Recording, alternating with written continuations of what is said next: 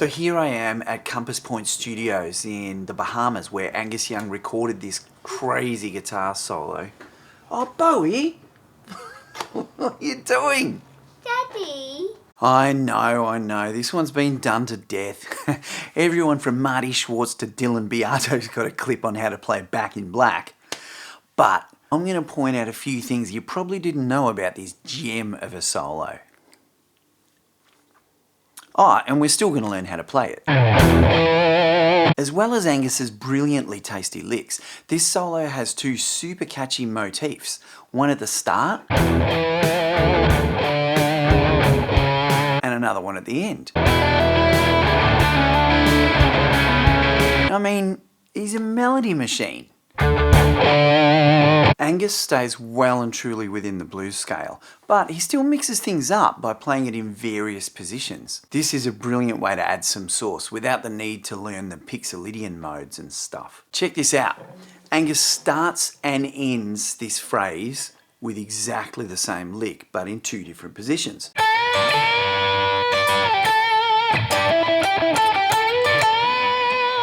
So it's the same. Start, end, but they have a different sound to them. He's using different fingers or on different strings of different thicknesses. All that stuff changes, even though the phrase is exactly the same. It's just those tiny little bits of personality that get injected by mixing it up like that.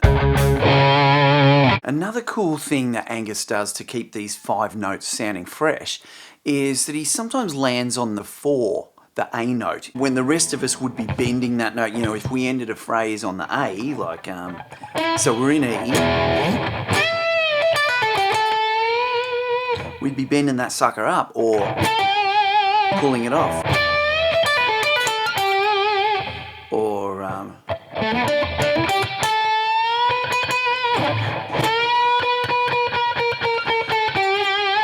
all that stuff. But Angus, he's ending the phrase on the A, leaving us hanging on the sus4.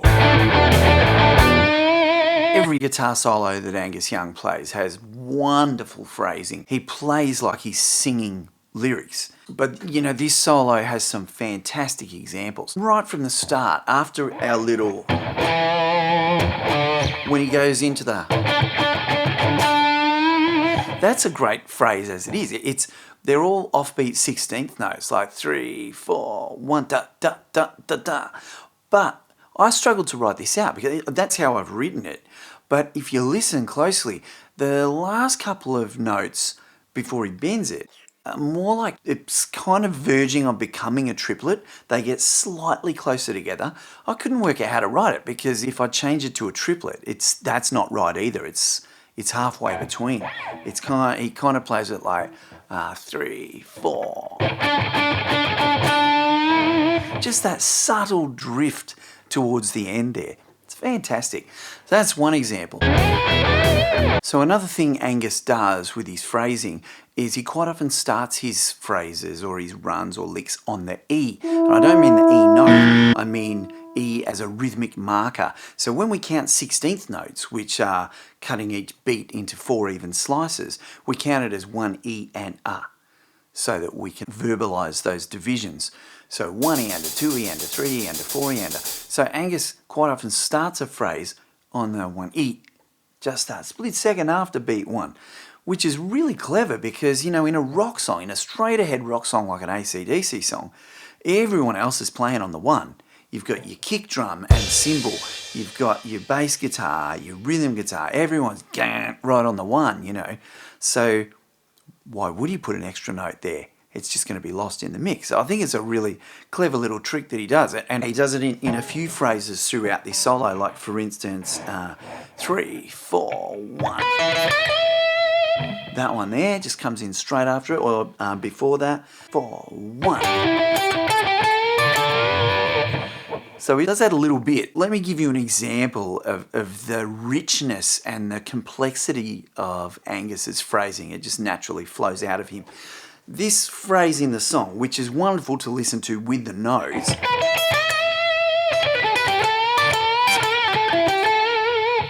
it's a great little phrase as it is, But, you know, that's one of those ones that starts on the 1E and a 2E. But then it goes into groups of triplets. It's like, I wonder if I can tap this out. So it's 3, 4, 1E,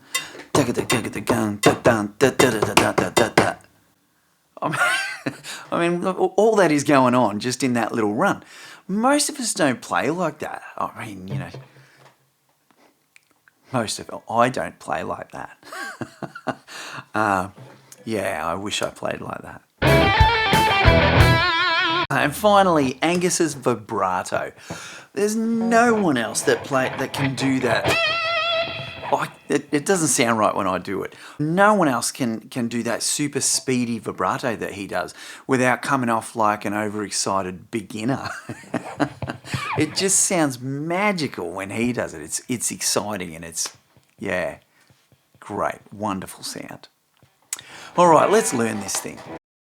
So we kick it off with that fantastic motif. Now that is another example of wonderful phrasing. He's playing those notes on the and. 1 and 2 and 3 and 4 and 1 and 2. So as I said before, you know, a straight ahead rock band like ACDC, everything's happening on the downbeats. No one's veering away from that. So he's putting his phrase in between those. You know, you've got your kick drum and your snare. Boom, dot, boom, down, down. It's right in between. It's wonderful. Anyway, look, the way I've written this out, I think what he's playing is an open E first. You've got to get that heaps of vibrato on there.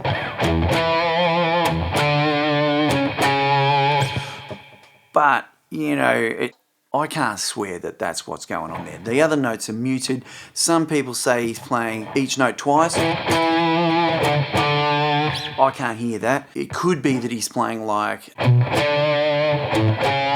you know, like spelling out the chords with a B and a, anyhow, whatever. I reckon it's like that.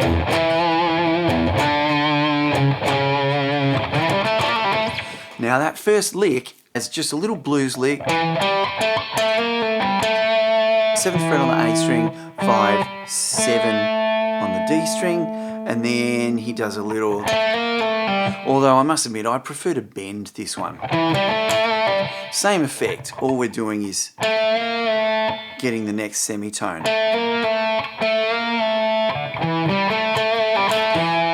And that leads you straight back to the, for the next phrase.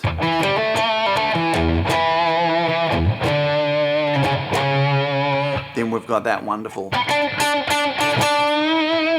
So that's the 7th fret on the G string, it's a D note. Bend that up a whole tone. Now, Angus does a cool little thing here. He plays the 5th and the 8th on the B string, then 7th fret on the G string, but bending it just slightly. And then he plays a muted note on the same string as he's changing position to play his E note now on the 9th fret of the G string. Slow.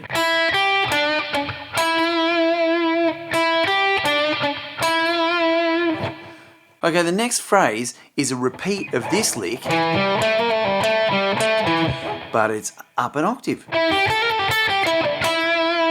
Okay, this run ends up with some 32nd notes in it because of the little 9th fret on the G string, which is an E note, 8th fret on the B string, 10th fret on the B string, slide up to 11, slide back to 10, back to 8, then 10, 8 again, before we return to the 9th fret on the G string, another muted note, and again 9th fret on the G string.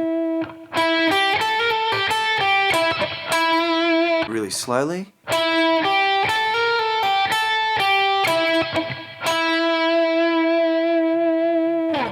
Okay, the next lick starts at the end of that bar with a, so 2 of the notes that we were just playing. I'll play the lick.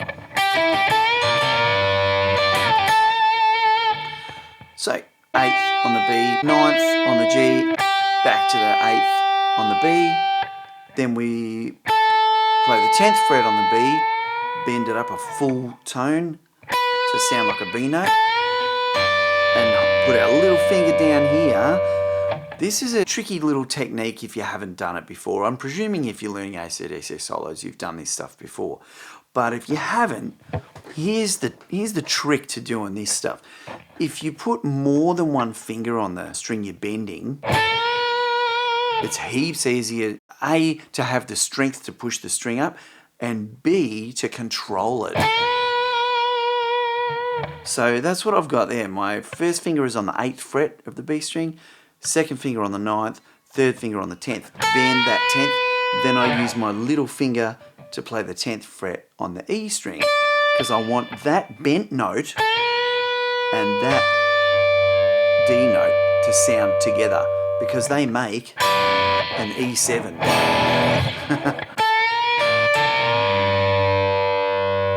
And he holds that without his vibrato, it's nice and clear.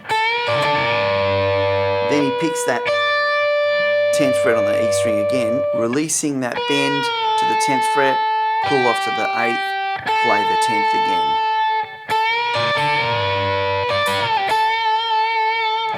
Then we move up to the 12th fret position for the remainder of the solo, for the E minor pentatonic. So that's the next part of this lick. Now, right on beat 1, there is a bit of open D and G string noise, but it's an incidental thing, so I wouldn't bother trying to play that. I don't. The phrase starts just straight after beat 1 on the E, 1, E, and we play the 12th fret on the D and G strings. I'm just using my first finger to bar both of those notes. Hammer onto the 14th fret of the D string, and then pick that same note. So 3, 4, 1, E and then 12th fret on the G string, back to the 14th fret on the D string, 14th fret on the G string, back to the 12th fret on the G string. Same trick, so I'm bending with 3 fingers there. If you don't use your pinky, then yeah, bend with 2 fingers using your first and second on the 13th and 14th. That's more rock and roll anyway. Who uses their little finger in rock? The next phrase, which I was talking about earlier,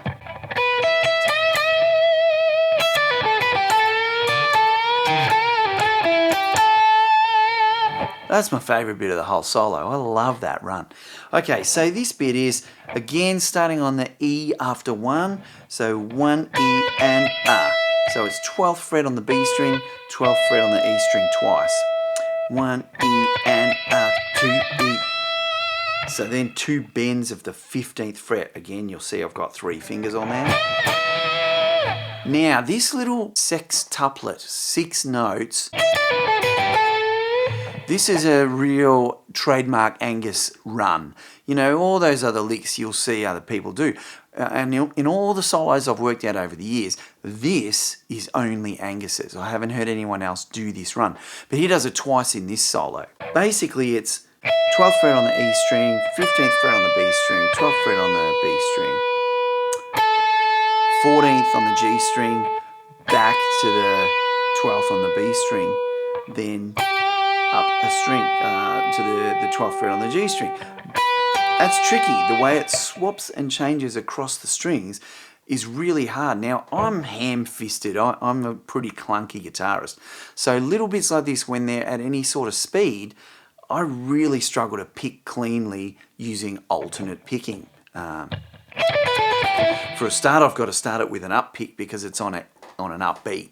I just can't make myself start it on a down pick.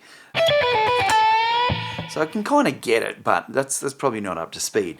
But the way I'm playing this, and I can get it quite clean, is to include 2 little shortcuts. One is a pull-off. So I'm pulling off from the 15 to the 12. And then when I go back to that 12th fret note, I'm using hybrid picking. I'm just the 1 note in the middle of that run. just helps me to actually change pick direction where I need to.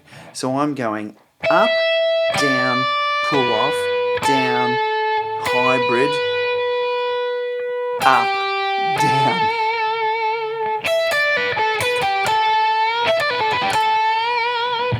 Okay, so from that point, as he bends that 14th fret note on the G string, so he bends it once, then plays the 15th fret on the B string, bends it again, plays 15th fret on the E string. Then bend, release, pull off. That's all on the G string. 14, 14, 12, 14. Let me play that whole run really slow. 3, 4, 1, and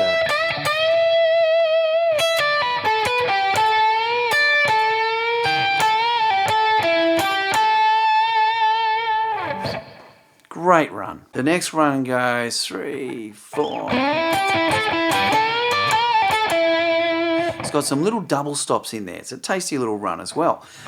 So basically it starts by sliding into the 14th fret on the D string on the and of the previous bar. So 3, 4, and. Then we go 12, 12 with our first finger on the B and G strings. Back to the 14th fret on the D string. 14 and 14 with our third finger or second finger depending on your personal technique. Back to the 14th fret, then back to the 12th fret on the G string. Then he hammers and bends. Then while the string is bent, plays that D note, 15th fret on the B string again. Then, as before, the release and pull off to the 12th fret on the G string there. Then 14, 14 on the G and D strings. So really slowly that whole run. 3 and 4.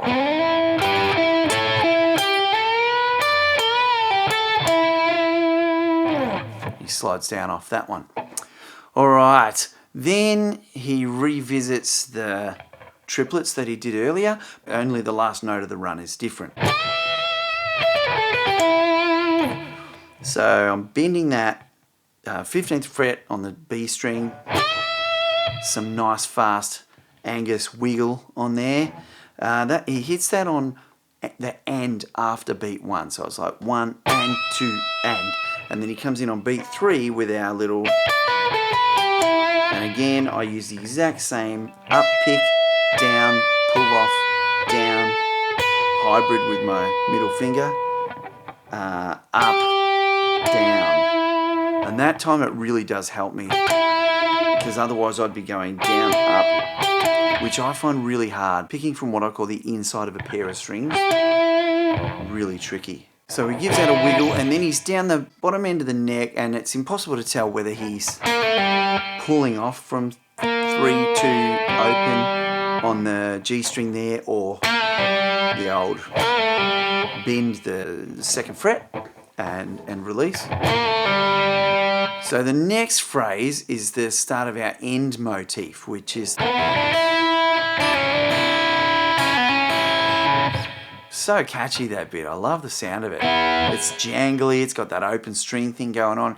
So it sounds to me like the way Angus starts it, he slides into the B note on the 4th fret of the G string, and then hits the open E, then the D note, 3rd fret of the B string, and E, 5th fret there with the open E.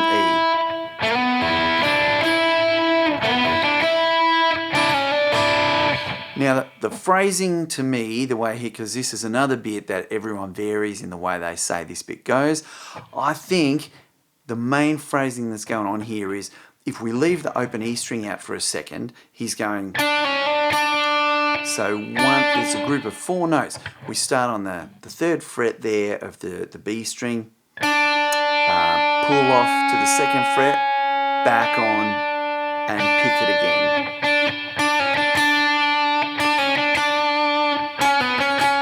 Same thing for the next one, which I normally do here on the 6th and 4th frets of the G string.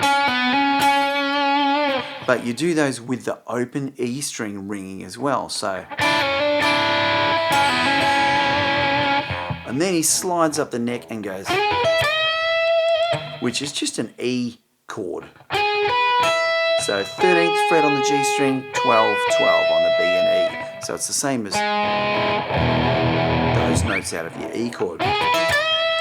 Then he does the same pattern again, but I choose to do it here usually the second time around because it's closer to this.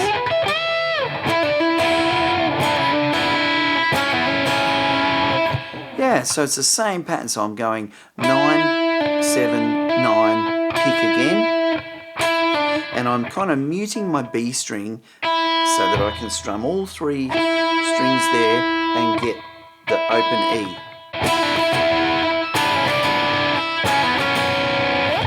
Yeah, and then the very last lick sounds to me, this one gets a little bit drowned out because the whole band is really escalating now and the vocals are coming back in. But I reckon it's... So again, Angus is coming in on the E straight after beat 3 in this case. So 1, 2, 3. I use my 3rd and 4th fingers on the 14th fret, G and B strings. Bend those together, and generally what happens is one sounds like it goes up a whole step and the other one goes up a half step. But anyway, release it back to the 1st finger on the, this is all on the G and B strings, on the 12th fret. So it's just like doing and at the same time. And yes, I got a bit carried away. Just did that a few more times and it seemed to fit really well. But yeah, anyway, you can't improve on Angus's playing, so certainly not trying to do that. Anyway, look, have some fun. There is so much to learn when you pick these things apart carefully like that. And, you know, it doesn't matter if you're trying to emulate him, if you're trying to pull something together for a very accurate cover act or something like that, or if you just love sitting at home and love the sound of it and want to make those sounds yourself. It's great fun. So give us a like, and if you subscribe, ring the old bell, and I'll see you next week.